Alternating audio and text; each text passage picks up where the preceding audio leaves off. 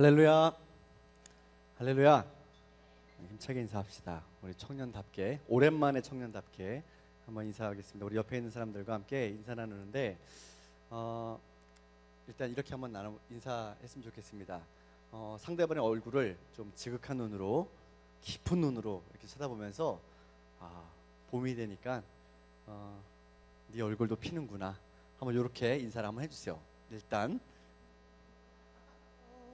그대여 그대여 그대여 그대여. 아주 신이 났습니다 지금. 네. 봄이 되니까 제가 요즘 이렇게 밤에 저녁 때 저희 아내와 불광천에 가서 이렇게 좀 운동을 하거든요. 근데 운동을 하는데 벚꽃이 이제 곧 필 것 같더라고요.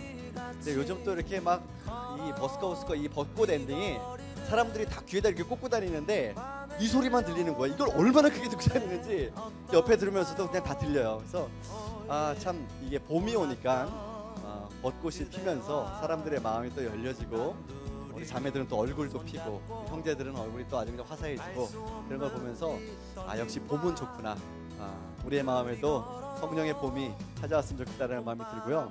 우리 다시 한번 좀 우리 옆에 있는 우리 청년들에게 서로 좀 인사 나누는데, 네가 꽃보다 낫다, 이렇게 한번 좀 인사해 주세요. 네. 당신이 꽃보다 낫습니다. 네.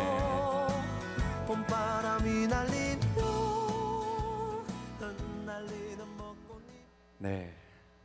이것도 아주 신선하고 괜찮은데요. 네. 아주 뜨겁게 또 우리가 함께 찬양했었는데, 또 이렇게 또 좋은 음악으로 함께 또 예배의 문을 열 수 있어서 좋은 것 같습니다. 또 어디는 그러더라고요. 이런 거 예배 시간에 틀면요, 굉장히 막 마음이 어려워들하고, 막 오늘 은혜가 다 깨졌다느니 앞에서 찬양 열심히 했는데 예배 설교 시작하면서부터 목사님이 벌써 흥을 딱 깼다 이렇게 하면서 막 마음이 어려워하는 사람들도 있더라고요. 근데 우리 공동체는 이런 부분에 있어서는 굉장히 좀 뭐라 그럴까요? 마음이 열려져 있다고 그럴까요? 아니군요. 네, 죄송합니다. 네, 오늘 이제 말씀을 전하기 전에 한 가지 좀 광고를 하나 할게요. 뭐냐면은 말레이시아가 아니죠. 캄보디아 단기 선교에 대한 그 광고인데요. 4월 달까지 신청하시는 분들은 신청 전체 토탈 코스트가 조금 세이브가 되잖아요. 그런데 혹시 좀 착각하고 계시는 분들이 있더라고요. 잘못 알고 계시는 분들이 있는데, 4월 달까지 전액을 다 납부해야 신청이 되는 거 아니냐, 이렇게 오해하고 계시는 분들이 있는 것 같아요. 그런데 아닙니다. 신청서 쓰시고 신청비만 일단 납부하시면 그러면 4월 중으로 신청이 되는 거예요. 그래서 나머지 잔액은 여러분들이 선교 출발하기 전까지 계속해서 납부를 하시면 됩니다. 아시겠죠? 네. 오늘 이제 주시는 복 누리는 은혜 6번째 시간으로 청결하고 순전한 삶에 대해서 오늘 좀 말씀을 나누려고 합니다. 우리가 한번 좀 저를 따라서 한번 해보실까요? 하나님은 청결하고 순전한 예배자를 찾으십니다. 네, 하나님은 마음이 청결하고 또 순전한 예배자를 찾으신다라고 했습니다. 마음이 청결한 자는 복이 있나니 그들이 하나님을 볼 것이다 라고 오늘 말씀을 우리가 함께 읽었는데, 이 말씀을 주제로 해서 우리가 어떻게 하면 좀 온전한 신앙생활을 할 수 있을까, 어떻게 우리가 생활하는 게, 어떻게 사는 게 하나님께서 기뻐하시는 그런 삶일까에 대해서 좀 말씀을 나누려고 합니다. 우리가 보통 예배하는 사람들의 태도를 이야기할 때 하나님께서 이렇게 예배하는 자를 찾으신다라고 그렇게 이야기합니다. 요한복음 4장 24절 말씀을 우리가 인용하면서 하나님께서는 뭐와 뭐로? 신령과 진정으로 예배하는 자를 찾으신다라고 그렇게 이야기하죠. 그러면서 영적인 예배, 진정으로 드리는 예배를 우리가 드려야 되겠다라는 얘기들을 합니다. 영적으로 예배를 드린다는 말과 진정으로 예배를 드린다라고 하는 말은 사실 우리가 좀 잘 아는 것 같은데, 근데 막상 구체적으로 영적으로 예배 드리는 게 뭐냐, 또 진정으로 예배 드리는 게 뭐냐라고 그렇게 묻는다고 한다면, 그러면 이게 뭐지라고 정확하게 설명할 수 없는 그런 약간의 좀 모호함이 있는 것 같습니다. 근데 이 말은 성경 말씀 전체를 두고 맥락상의 문맥상의 의미를 잘 파악해야만 이 말씀의 의미를 좀 우리가 알 수 있을 것 같아요. 사마리아의 수가성에서 한 여인을 만난 예수님께서 그 여인과의 대화 중에서 여인이 이렇게 예수님께 질문했습니다. 예수님, 우리가 어디에서 예배해야 될까요? 우리 조상들은 이 산에서 계속 예배해 왔었는데, 그런데 유대인들은 예루살렘에서만 예배하는 것이 참된 예배라고 그렇게 얘기를 하는데, 정말 어디서 드리는 예배가 진정한 예배입니까? 라고 그렇게 물었죠. 그랬더니 예수님께서 이 산도 아니고 예루살렘도 아니고 여기도 아니고 저기도 아니고 아버지께 진정으로 예배할 때가 온다.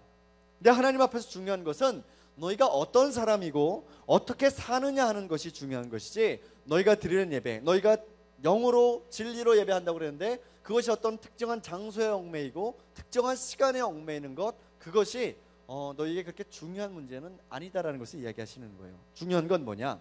영으로 진리를 추구하는 예배를 드려야 된다. 그런데 아버지께서는, 하나님께서는 바로 그런 사람을 찾고 계신다라고 하시는 거죠. 이 말은 또 뭐라고 얘기할 수 있냐면, 하나님 앞에서 단순하고 정직하게 있는 모습 그대로 예배 드리는 사람을 찾으신다라고 예수님 말씀하셨다라는 거예요. 저를 따라서 해보실까요? 단순하고 정직하게. 네, 우리가 하나님 앞에 설 때에 단순하고 정직할 필요가 있다라는 것이죠. 여러분, 예수님의 말씀을 한번 잘 새겨보십시오. 영으로 진리를 추구하는 예배는 단순하고 정직하게 있는 모습 그대로 그렇게 드리는 예배를 의미하는 건데, 그리고 어떤 특정한 장소나 지역을 초월해서 하나님께 예배하는 때가 온다. 그리고 이미 그때가 왔다라고 하셨는데, 이 말씀을 우리가 생각해 볼 때 단순하게 정직하게 삶으로 드리는 예배, 그리고 마음이 청결한 사람은 복이 있다라고 하셨던 이 예수님께서 산에서 전하셨던 이 복음의 말씀들과 비교해 볼 때에 뭔가 좀 연관성이 있다라는 것을 생각해 볼 수 있어요.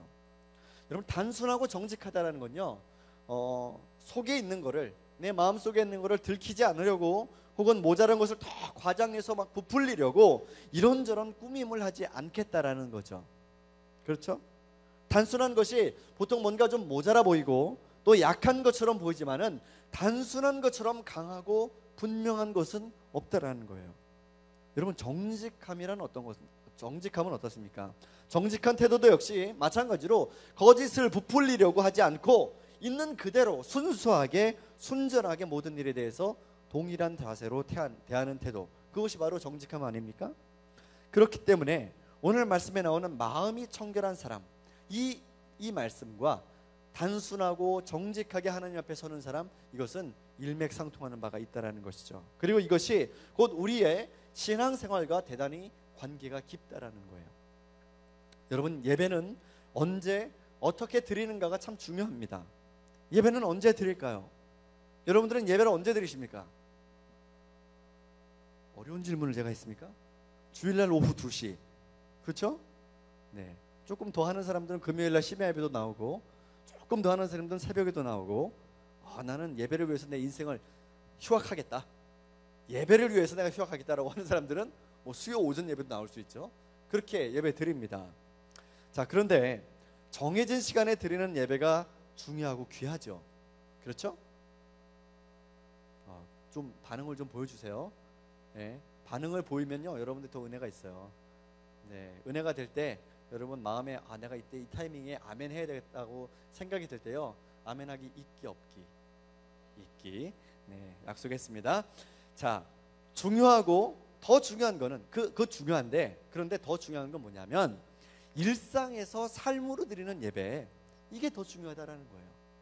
삶으로 드리는 예배가 되려면 예배에 대한 정의를 다시 한번 좀 새겨볼 필요가 있을 것 같아요.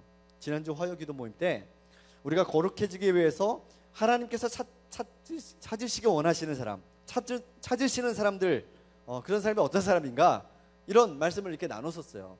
거룩한 사람들은 어떤 사람들인가? 거룩한 사람들은 산속에 들어가서 수행하는 사람들이 아니라 정말 거룩한 사람, 하나님이 찾으시는 바로 그 사람들은 어떤 사람이냐? 하나님이 회복하기를 원하시는 사람, 하나님이 되찾기를 원하시는 바로 그 사람들 사이에서 하나님의 일들을 행하는 사람들, 그 사람들이 정말 거룩한 사람들이다라는 그런 말씀을 나눴어요.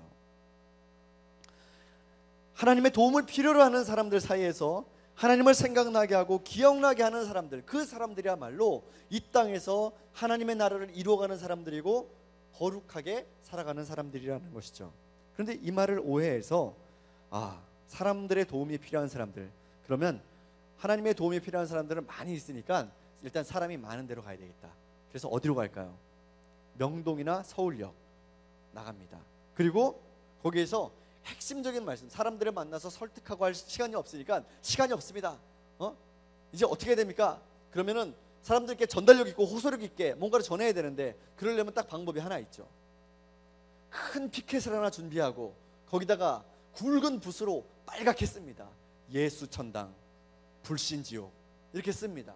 이렇게 쓰고 이거 들고 나가서 수레도 하나 끌고 거기서 찬송가 틀고, 그리고서 예수천당, 불신지옥 막 들이대면서 막 이렇게 하면은, 그러면 이거는 그걸 보는 사람들마다 그 사람이 점점 이 예수천당, 불신지옥 피켓을 들고 다가오는 사람이 점점 나랑 가까울수록 나는 마음이 점점 어두워지고, 그리고 겁이 나기 시작합니다.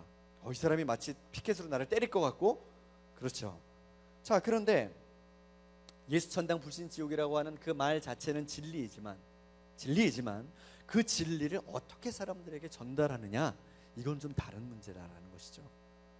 여러분, 삶으로 드리는 예배는요, 일상의 거룩함을 회복하는 거예요. 한번 따라해 봅시다.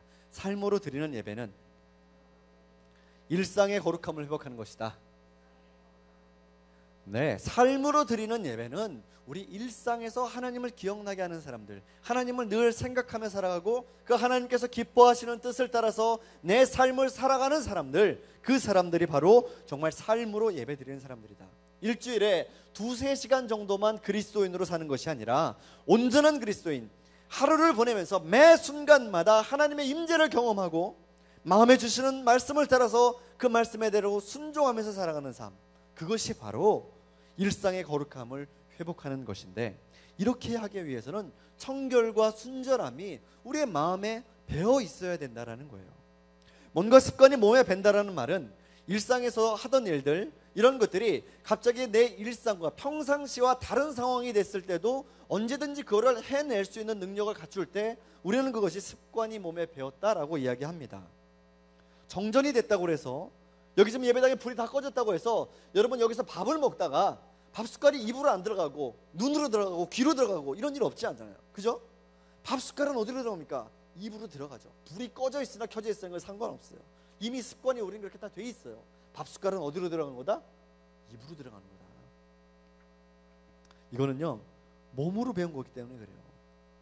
여러분, 자전거 탈 줄 아십니까? 네. 수영할 줄 아세요? 나는 자전거도 못하고 수영도 못한다. 네, 빠른 시간 내에 좀 배우세요. 네, 연애하기 힘듭니다. 자전거를 타는 거하고요, 수영을 하는 거는요, 그런 거예요. 제가 초등학교 3학년 때 자전거를 타고 지금까지 자전거를 안 탔어요. 그렇다가 내일 월요일이 돼서 따스한 봄이 왔네, 자전거를 좀 타야 되겠다라고 자전거를 딱 꺼냈다고 해서 자전거를 탈 수 있을까요? 있을까요? 있죠. 네. 왜 그럴까요? 안 탄 지 꽤 오래됐는데 몸으로 배운 거기 때문에. 수영도 마찬가지죠. 수영 어렸을 때 배우면요, 일단 한번 그 방법을 터득하면, 그 물에 뜨는 법을 한번 알면은 그러면 수영을 할 수 있어요. 아무리 내가 안 한 기간이 길어도 언제든지 물에 들어가면 할 수 있어요. 왜? 몸으로 익혔기 때문에. 그런데 이렇게 되기까지는 조금 상당 기간의 훈련 기간이 좀 필요하다는 거죠. 수영 배우려면은 처음에 지금 여러분 나이에 수영 배우러 여기 불광초등학교 거기 수영장 가가지고요, 수영 배우려면 어린이 수영 교실 있죠? 초등학생들 1학년 2학년들 이 플레이트 잡고서 물장구 치는데, 그 옆에서 나는 이미 다 컸는데 앞에서 수영 가르치는 선생님이 나보다 나이가 더 어린 것 같아 보니까. 그런데 나 거기서 애들하고 같이 물장구 치는 시간이 필요해요. 그거 안 하면 수영 배울 수 없어요. 자전거 타는 것도 마찬가지죠. 마찬가지란 말이에요. 그런데 그렇게 상당 기간의 시간이 필요하지만 일단 한번 배우고 나면 아무리 시간이 오래 지나고 나서도 다시 자전거를 타야 될 때, 수영을 해야 될 때 그때 할 수 있다라는 거죠. 일상의 거룩함, 우리가 삶으로 예배를 드리는 것도 역시 마찬가지예요. 삶의 예배에는 묵상과 기도가 있어야 돼요. 말씀에 대한 묵상, 그리고 우리가 하나님 앞에 신령과 진정으로 드리는 진실함으로 하나님과 교통하고 소통하는 시간, 기도의 시간이 있어야 돼요. 그런데 그와 더불어서 반드시 따라가야 하는 것이 하나 있는데, 그것이 뭐냐? 그건 바로 실천이다라는 거예요. 실천하기 위해서는요, 계속해서 몸에 익을 때까지 반복해야 돼요. 여러분, 참된 예배에 대해서 누구를 떠올릴 수 있을까요? 여러분들의 머릿속에서 참된 예배, 이 사람이 드렸던 예배는 참된 예배지라고 생각되는 사람, 떠오르는 사람이 있습니까? 저는 참된 예배를 생각하면서 가인과 아벨의 제사에 대해서 떠올렸었어요. 가인과 아벨의 제사 중에 가인의 곡식과 아벨의 양 중에 하나님은 어떤 걸 받으셨습니까? 아벨의 양을 받으셨습니다. 그런데 성경에서는 왜 그 양만 받으셨는지 거기에 대해서는 정확하게 설명하고 있지는 않아요. 하지만 이건 역시 문맥상의 의미를 통해서 알 수가 있어요. 우리말 성경에는 정확하게 표현되지는 않았지만은 히브리어 성경에 보면은 아벨이 양을 드리는 것이요, 그냥 한 번, 1년에 한 번 정도 그냥 이렇게 하나님 앞에 딱 드리는 그런 것이 아니라 지속적으로 반복됐다라고 하는 것을 그 문장에서 알 수가 있어요.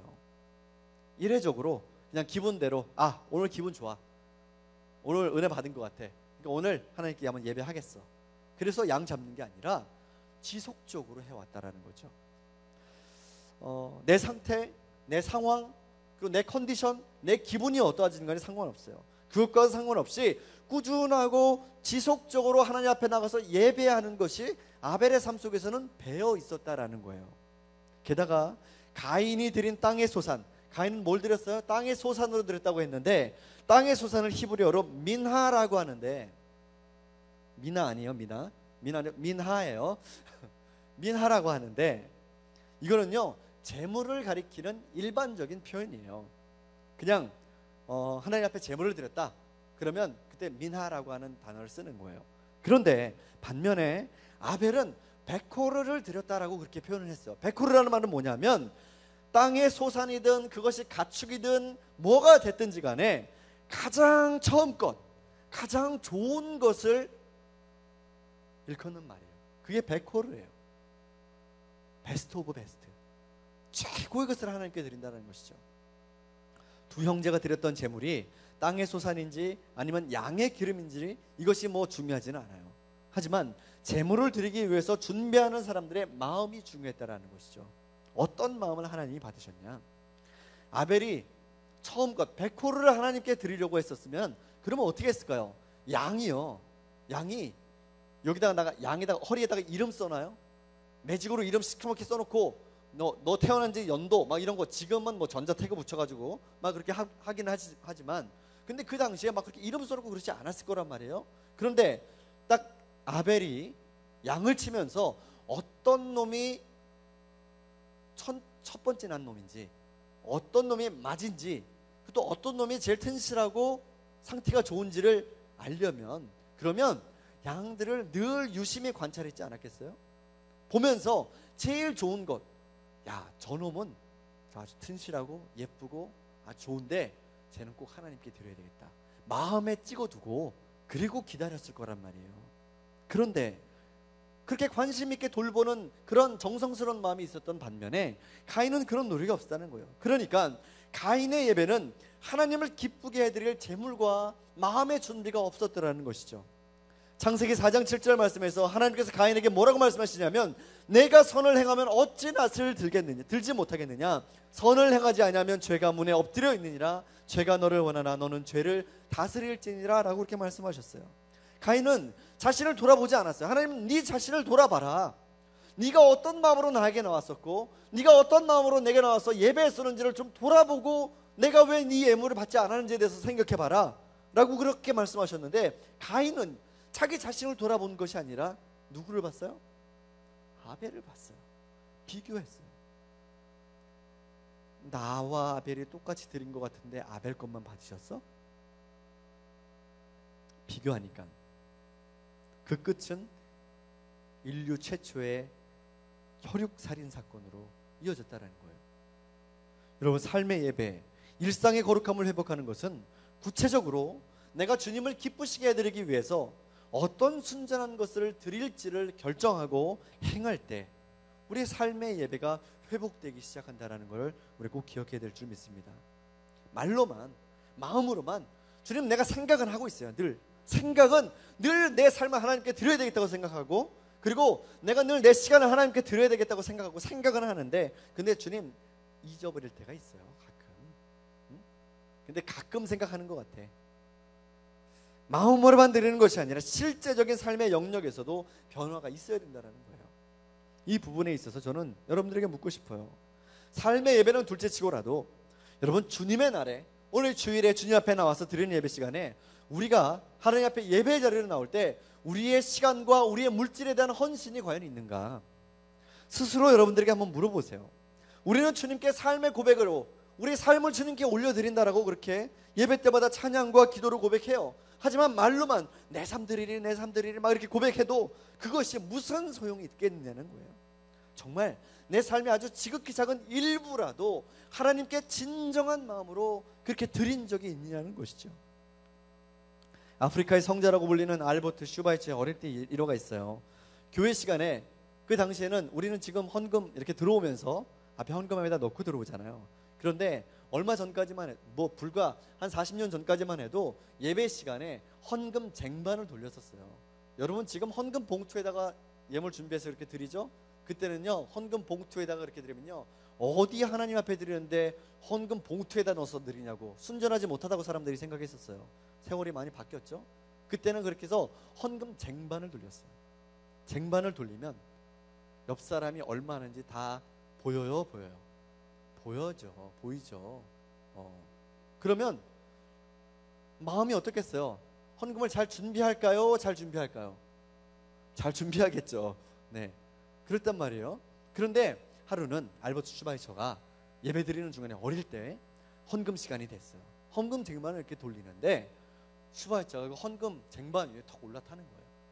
기가 막힌 거죠. 어른들이 어떻게 했겠어요? 혼냈겠죠. 당연히 혼냈겠죠. 저는 지금도 잊을 수가 없어요. 제가 초등학교 2학년 때 예배 시간에 엎드려서 이렇게 기도하고 있는데 교회학교 교장 선생님으로 계시는 권사님이 딱 오셔가지고 등짝을 쫙 들이면서 어디 예배 드릴 때 정확한 자세로 딱 이렇게 예배 드리지 않고 사진에서 나오는 바로 그 자세, 여러분 버스에 타면 오늘도 무사히에 나와 있는 그 다니엘이 딱 취하고 있는 그 자세로 예배 드리지 않는다고 등짝을 맞았던 기억이 있어요. 그런데 그렇게 하니까 어른들이 혼냈단 말이에요. 그랬더니 슈바이처가 이렇게 얘기하더라는 거죠. 나는 어리고 내가 가진 것도 없어서 드릴 것이 없어서 내 몸을 하나님께 드리려고 그런다고 그렇게 얘기했다라는 거예요. 슈바이처가요, 아주 뛰어난 석학이었어요. 그리고 아주 뛰어난 신학자였었어요. 그리고 훌륭한 오르간 연주자였었어요. 작곡가이기도 했었어요. 다방면에서 아주 천재적인 기질을 발휘했던 사람이 바로 이 슈바이처예요. 그런데 그가 아프리카의 오지로 들어가서 거기서 평생을 가난하고 헐벗고 굶주린 이들과 함께 그들의 질병을 치료하고 질병 퇴치를 위해서, 말라리아 퇴치를 위해서 일생을 거기서 헌신하고 병원을 짓고 섬기고 봉사하며 살았던 것이 어린 시절부터 결심해 왔었던 하나님의 삶의 예배, 하나님께 드리는 삶의 예배, 일상의 거룩함을 날마다 실천하는 그것을 통해서 그때까지 이룰 수가 있었다라는 거죠. 어느 날 갑자기 내가 계시받고 어느 날 갑자기 하나님은 내 마음속에 강력하게 역사하셔가지고 나는 그동안 그런 생각 전혀 안 하고 살았는데, 야, 오늘부터 내가 이제 아프리카 콩고로 떠나서 거기에서 빈민들과 함께 어려움 당하는 어린아이들과 함께 내 평생을 보내야 되겠다라고 그렇게 결정되는 사람들은 거의 없어요. 비전과 꿈을 어릴 적부터 가지고 그리고 그 삶을 어릴 적부터 조금씩 실천해 왔던 사람들, 그 사람들이 일상의 거룩함을 살았던 사람들이 그렇게 결정적인 순간이 되면 결단하고 떠나는 사람들이라는 거예요. 이런 슈바이처를 하나님께서 왜 기뻐하시지 않았겠어요? 우리는 보통 슈바이처 같이 대단한 사람들이 농촌 오지로 들어가서 산다고 하면요, 그를 좀 어리석은 사람이나 아니면 이상한 사람으로 생각해요. 똑똑한 사람이 실수가 없다라고 그렇게 얘기해요. 하지만 그건 우리의 판단이고 하나님의 입장에서 보면, 하나님의 눈으로 바라보면은 그 사람처럼 정말 실수 있는 사람이 없다라는 거죠. 여러분, 하나님께 예배드리러 올 때 정성껏 예물을 준비해서 드리기 바랍니다. 교회에 와서 계단을 내려오니까 헌금함이 착 보이고 그래서 안 하자니 찝찝하고 하자니 아까운 마음이 들어서 주머니에서 지갑을 꺼내드니까 아이고야, 마침 1,000원짜리가 한 장 있네, 그렇게 하는 것이 아니라 여러분 정성스럽게 준비해서 그렇게 하나님께 드렸으면 좋겠습니다. 내 몸을 주님께 드린다는 심정으로 그렇게 하는 것이 하나님께서 찾으시는 그런 예배자의 모습이 아니겠습니까? 어릴 적에 저희 할머니께서 토요일이 되면 매번 하시던 일이 생각나요. 깨끗한 다리미판 위에다가 하얀 천을 하나 깔고 거기다가 주일날 드릴 헌금 10,000원짜리를 이렇게 딱 올려놓고 천으로 또 딱 덮어서 물을 뿌리고 그래서 다림질을 하세요. 반반하게 다려가지고 그래서 봉투에다가 딱 넣어서 그렇게 성경 책상에 다 끼워놓고 준비하시던 모습, 그 모습이 생각나요. 할머니가 물었어요. 왜 그렇게 하시냐고. 돈이 다린다고 해서 10,000원이 20,000원 되는 것도 아닌데 왜 그렇게 하시냐고 그랬더니요, 당시에 뭐 은행이 지금처럼 막 뭐 몇백 미터만 가면 은행이 있고 막 그런 것도 아니고, 은행도 멀고 새돈이 지금처럼 막 흔한 것도 아니고, 그러니까 하나님께 드리는 것 늘 깨끗하고 귀한 것으로 드려야 되지 않겠냐라고 그 말씀을 하시면서 왜 이걸 다려야 되는지에서 저 어린 저에게 설명해 주셨어요. 새 돈을 준비할 수 없으면 할머니 꼭 그렇게 다림질해서 하나님께 헌금하는 것을 제가 봤었어요. 그런 마음으로 우리가 좀 하나님 앞에 정성을 다해서 예배하는 실천의 부분들이, 헌신의 부분들이 반드시 좀 필요하겠다. 목사님, 주일 헌금은 얼마 해야 되나요? 제가 오늘 이 설교를 준비하면서 마음이 좀 되게 어려웠어요. 목사가 또 헌금 얘기하는구나. 네? 요즘 얼마나 그 인터넷에서 또 사람들이, 교회 다니지 않는 사람들이 헌금 얘기하면 얼마나 민감한지 몰라요. 근데 어쨌든 할 얘기는 해야 돼요. 얼마가 됐든지 간에요, 하나님께 감사함이 없이 드리면요 1,000원도 아깝고 10,000원도 아까워요. 그런데 액수가 중요한 것은 아니지만 액수는요 보통 우리 일반적으로 우리의 마음의 크기를 표현하잖아요. 여러분, 내가 정말 사랑하고 내가 정말 아끼는 사람들, 그 사람들에게 저 아낌없이 뭔가 선물해주고 하는 거 원하잖아요. 그죠? 승철 형제, 여자친구에게 최근에 했던 선물 중에서 가장 큰 선물 뭡니까? 백인가요? 지갑. 네, 그렇죠. 그렇단 말이에요. 저도 해요. 저희 아내한테. 저희 아내의 그 사랑의 표현은요, 사랑의 감정을 느끼는 그 저기는 뭐라고요? 네? 사랑의 언어는 여러분 똑똑하네요. 저희 아내가 느끼는 사랑의 언어는 뭐냐면 백이에요. 백을 사주면 아내가 기뻐하더라고요. 주일 헌금 얼마 해야 되냐? 액수가 중요한 거 아니지만 일반적으로 우리가 액수가 보통 우리의 마음을 표현하는 그런 단위가 돼요. 그렇죠? 여러분 인정해요? 인정 안 해도 어쩔 수 없어요. 인정해야 되는 상황이에요 지금. 네. 여러분 일상에서 가장 보편적인 일상, 여러분 하루에 커피 한 잔 정도 마십니까? 네, 마시죠? 네, 보통 어떤 브랜드의 커피를 즐깁니까? 물된 동산. 네, 물된 동산에서도 꼭 맛있는 거 먹더라고요. 네, 근데 보통 우리 직장 다니는 사람들, 학교에 있는 사람들 보통 어떤 커피 마십니까? 네, 뭐 콩다방 뭐 이런 거, 아니면 뭐 그런 거 먹잖아요. 그런데 여러분 요즘 커피 한 잔 값이 얼마입니까? 아무리 싸도 5,000원 합니다. 네? 5,000원 해요. 카페에서 마시는 차 한 잔 값, 우리가 하나님께 차 한 잔 대접해드린다라고 하는 말을 한다면 그거 좀 우습지만, 하지만 우리가 기본적으로 그런 마음들은 가지고 하나님 앞에 나와야 되지 않냐. 5살, 6살 어린아이들요 주일에 1,000원 헌금해요. 그런데 대학생이 돼서도, 취업을 해서도 그렇게 똑같이 내가 지금 하고 있다면요, 그거는 여전히 물질에 대한 주권이 하나님께 있다라는 것을 생각하지 않고 사는 거예요.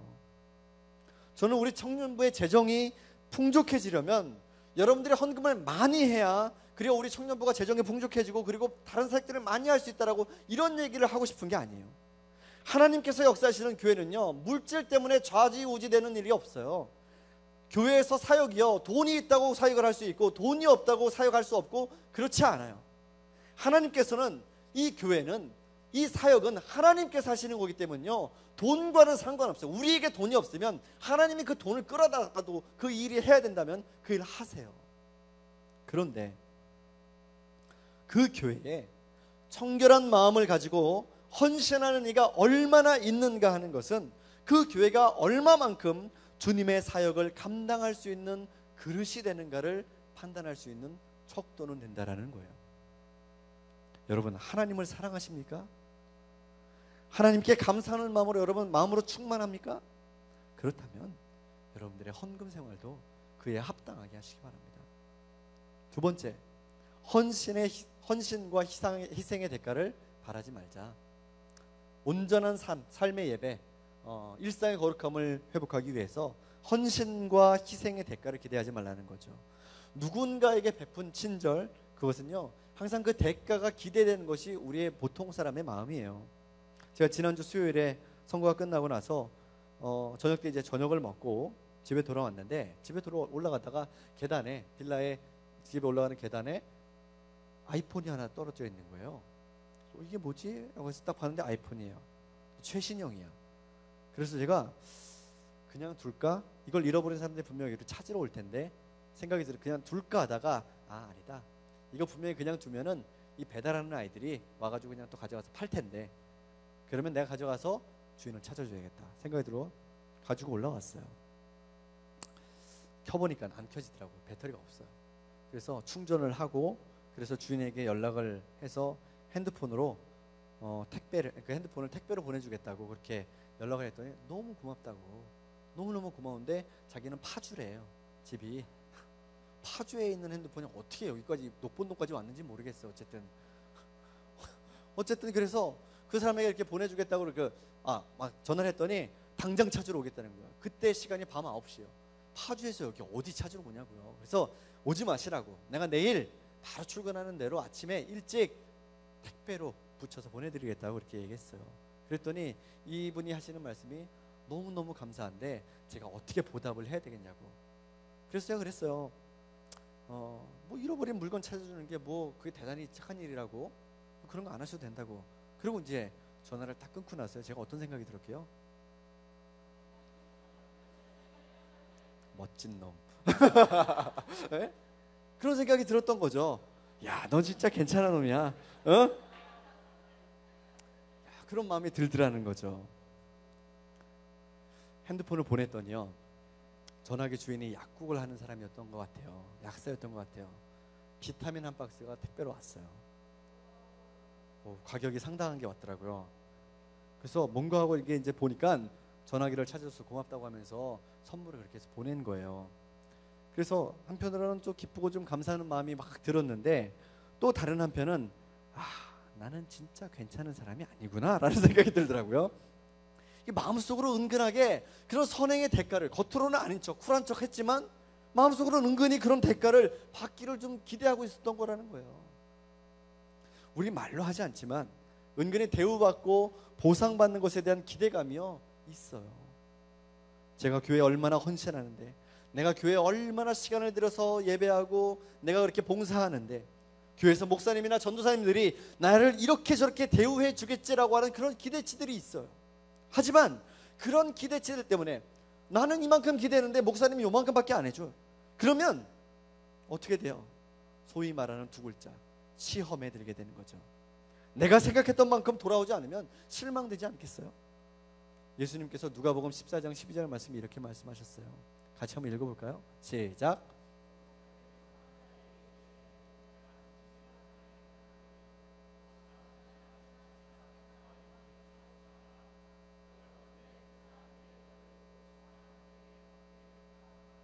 이렇게 말씀하셨어요.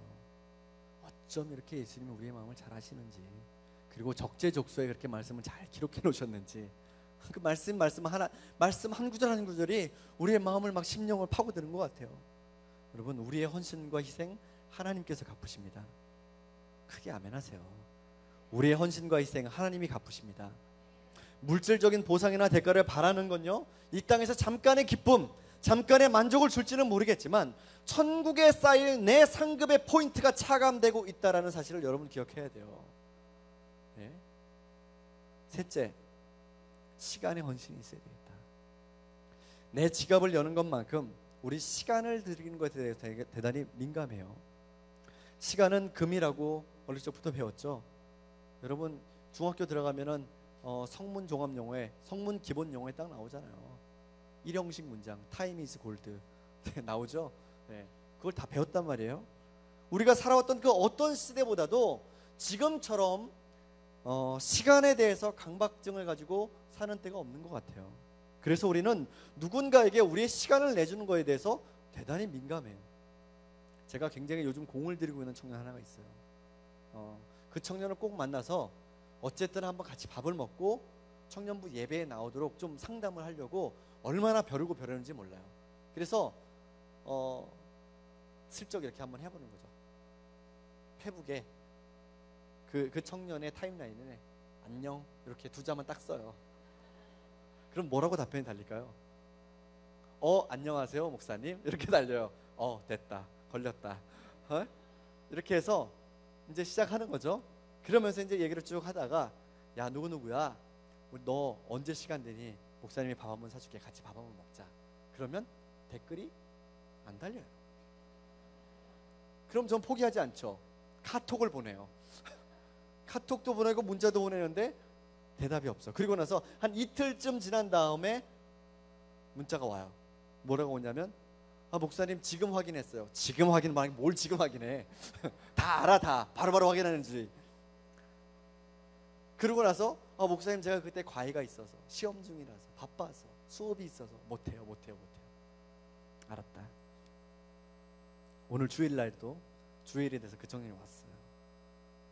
사부 예배 안 오고 다른 예배 왔어요. 와서 딱 잡았어요. 잡고 너 언제 시간 되니? 한번 꼭 목사님이랑 한번 시간 좀 갖자. 이렇게 했더니요 그 친구가 목사님 시험이에요. 중간고사 시작이죠 이제. 그래서 또 어렵다는 거예요. 그래서 하여튼 저는 포기하지 않고 계속 한번 해보려고 그래요. 끝까지. 그래서 그 청년이 우리 사부 예배 나올 때까지 무슨 얘기를 하다 여기까지 왔죠? 시간을 내주는 데 대해서 민감하다는 거죠. 그런데 이런 마음이 하나님께도 혹시 동일하지 않은가? 주일은 주님의 부활을 기뻐하면서 온전하게 하나님께 드리는 날이에요. 한 주간 내내 자신을 위해서 살다가 일주일에 하루를 주님께 드리는 것, 이것을 아까워하는 사람들이 되지 않게 되기를 바랍니다. 주일은 온전한 쉼을 통해서 하나님께서 우리 속에 창조하신 거룩한 영성을 회복하는 날이에요. 1시간 반의 예배로 여러분들은 모든 것들을 다 회복했다라고 이야기하지 마세요. 회복하긴 뭘 회복해요.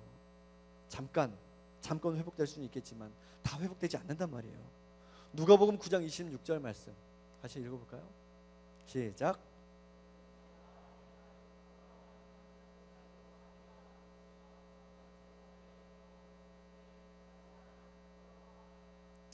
저는요 여러분들 중에서 한 사람도 주님께서 이 땅에 다시 오시는 그날에 주님께서 부끄럽게 여기는 사람들이 이 중에는 한 명도 없게 되기를 축복합니다. 주님 안에서 기뻐하기를 바랍니다. 그 시간을 누리세요. 하나님 앞에 나와서 누리는 시간들, 그 시간들을 기쁨으로 누렸으면 좋겠어요. 빌립보서 4장 4절 말씀 바울이 이렇게 얘기했죠. 주 안에서 항상 기뻐하라. 내가 다시 말하노니 기뻐하라.